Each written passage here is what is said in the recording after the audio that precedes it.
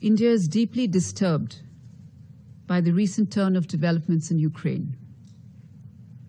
We've always advocated that no solution can ever be arrived at the cost of human lives. We urge that all efforts are made by concerned sides for the immediate cessation of violence and hostilities.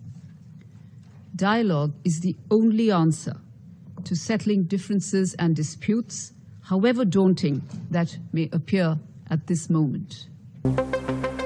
India on Friday abstained to vote on a draft resolution tabled in the UN Security Council which condemned Russia's illegal referenda and annexation of 4 Ukrainian territories and called for an immediate cessation of violence while underlining the need to find pathways for a return to the negotiating table.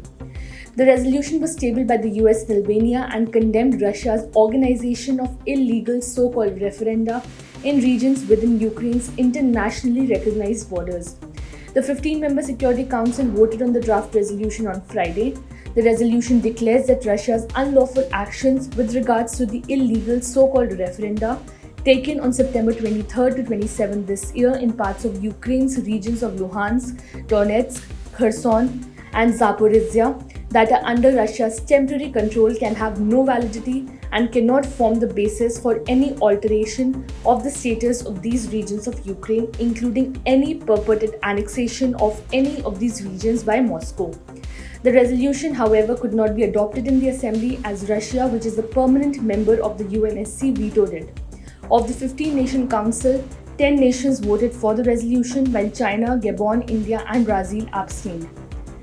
In the explanation of the vote, India's permanent representative to the UN ambassador, Ruchira Kamboj, said that India was deeply disturbed by the recent turn of developments in Ukraine and New Delhi has always advocated that no solution can ever arrive at the cost of human lives. The path to peace requires us to keep all channels of diplomacy open, she said, adding that Prime Minister Narendra Modi unequivocally conveyed this in his discussions with world leaders, including with Russian President Vladimir Putin and Ukrainian President Volodymyr Zelensky.